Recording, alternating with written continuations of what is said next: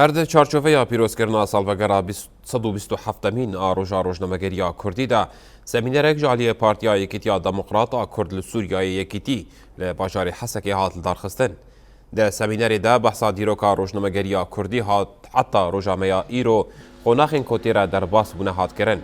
هەردە سەمینەرێدا هاتگوتن چاپەمەنی ڕێبازا پشتگیریە شۆرشێ و دەربرینە خواستەکێن جڤاکەیە ji her kesî tê xwestin ku piştgiriya çapemeniyê bike.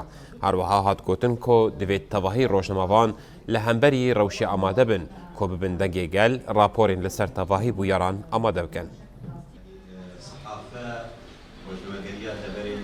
Hemû rojnamevanên ku îro ji di çeperê şer de îro li benda Tişrînê li bendava Tişrînê ku ev wek dibêje pirsa Kurd ew bi zimanê Kurdî ev nûçeyanê hane ku bi tînin ziman ez li wan jî pîroz dikim. Bi rastî yanî îro ji wek rojnamevan bi taybet yanî di Rojavayê Kurdistanê de di şoreşa Rojavayê Kurdistanê de wekî leşgerekî ew jî roleke gelekî giring dilîzê.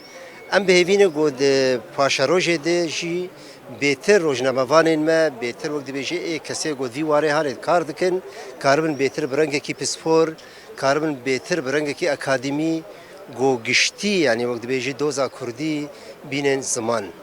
Di dawî de jî dîsa jî ez dibêjim roja rojnamegeriya Kurdî li hemû gelê xwe û li we ez pîroz dikim. Digihandina zanyariyan de